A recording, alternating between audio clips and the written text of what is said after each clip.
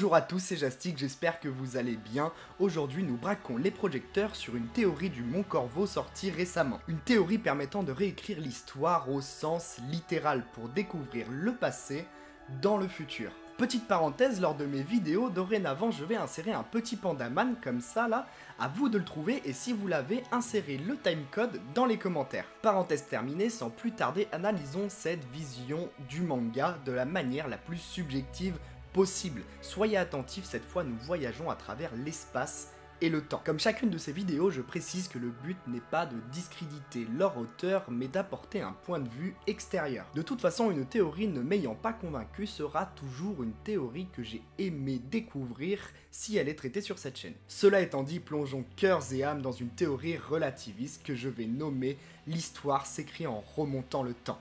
C'est parti.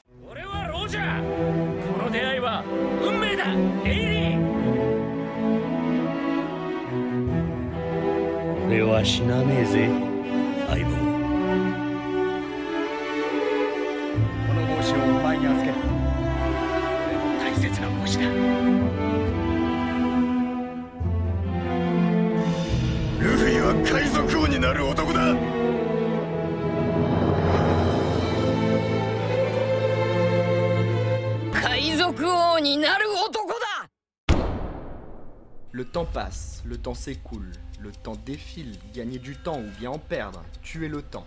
Un mot bien difficile à définir, mais ce qui est certain, c'est que le temps avance toujours dans le même sens. Dans One Piece, il existe peut-être un moyen de contourner cette loi immuable, le Toki Toki no Mi.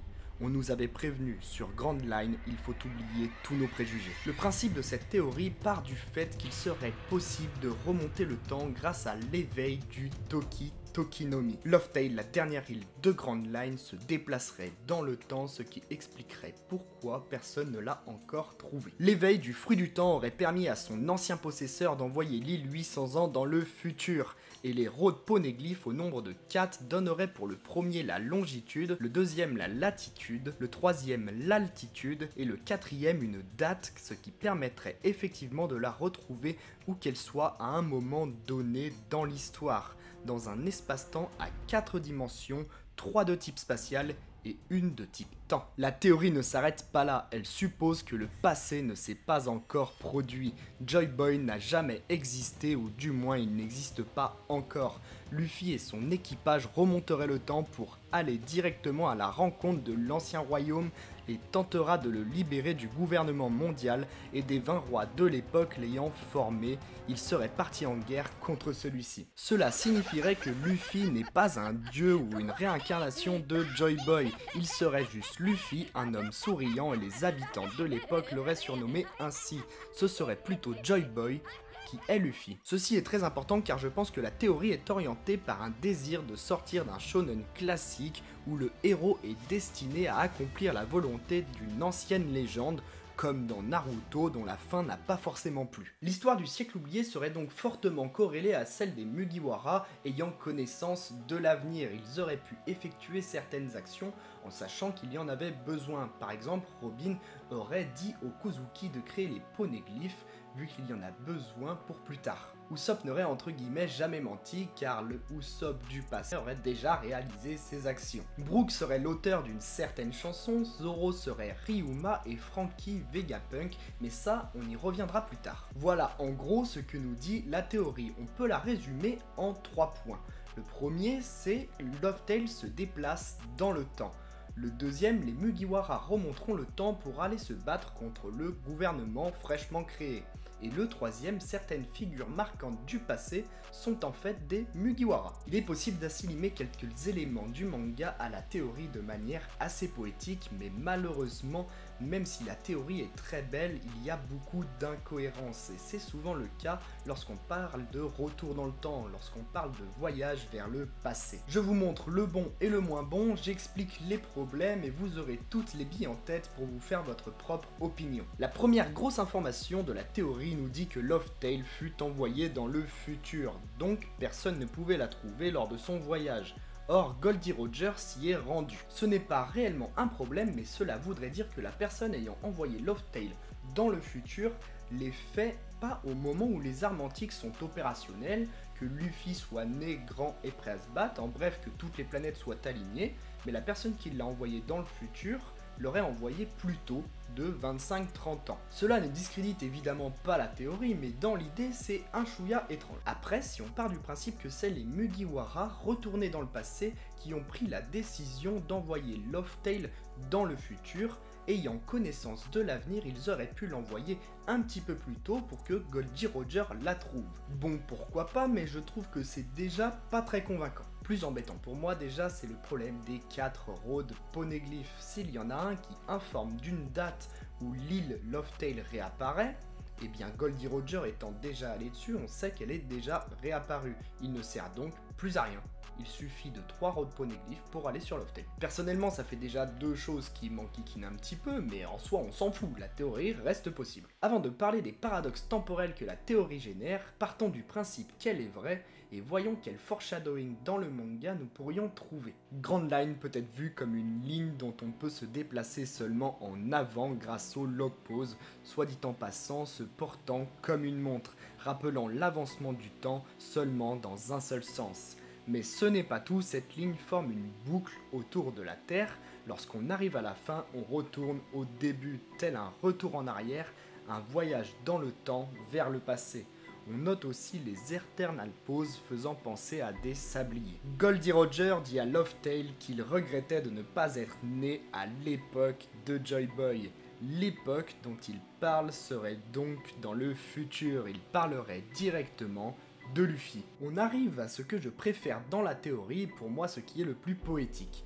Lors du siècle oublié, il n'y avait pas de princesse sirène représentant l'arme antique Poséidon.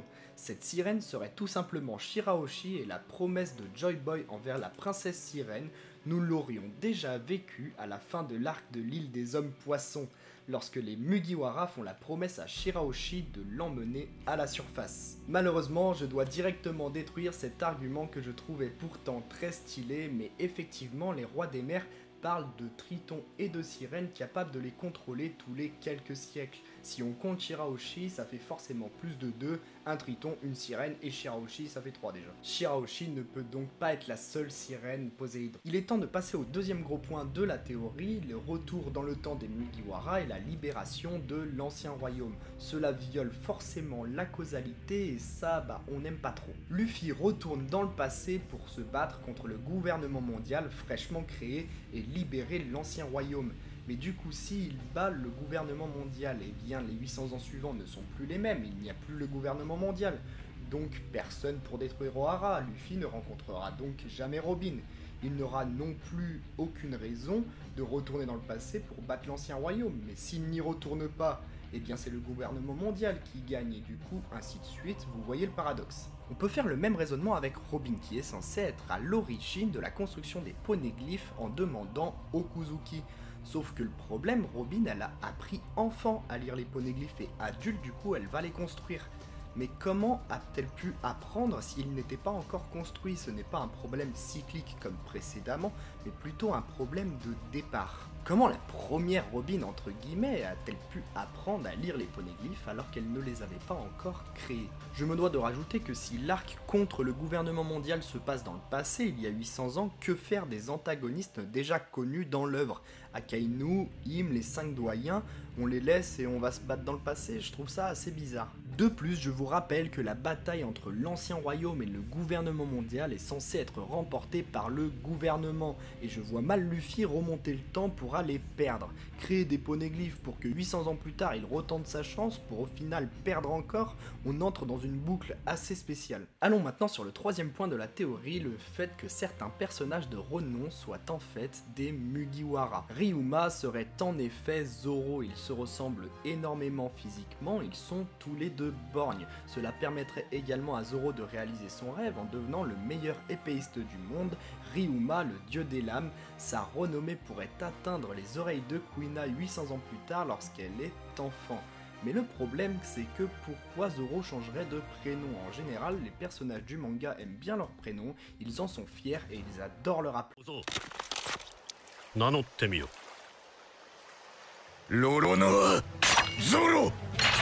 Mais surtout, le plus gros problème, c'est que Ryuma se bat qu'avec un seul sabre, et même si Zoro choisissait de se battre plus qu'à un seul sabre, à mon avis, il choisirait le Wado Ishimanji, le sabre de Kuina et non Shusui. Vegapunk serait quant à lui Franky, il aurait vécu 500 ans grâce à son corps modifié que l'on suppose impérissable, puis serait revenu dans le passé, donc au présent pour nous, à l'histoire du manga, pour faire toutes les inventions de Vegapunk que l'on connaît, pacifista, etc.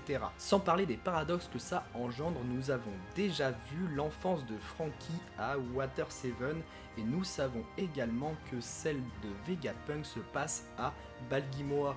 Donc ça colle pas, il faut bien comprendre qu'un voyage dans le temps ne permet pas de rajeunir, de vieillir ou quoi que ce soit. La personne qui voyage ressent le temps normalement, elle vieillit de la même manière. Je vais m'arrêter là, malgré que la théorie soit très intéressante et qu'elle permette d'imaginer tout un tas de situations, je ne pense pas qu'elle soit possible pour toutes les raisons que j'ai citées, sûrement très maladroitement et de manière incompréhensible, vous me direz. Je n'ai pas parlé de tout, mais je pense avoir traité le plus important.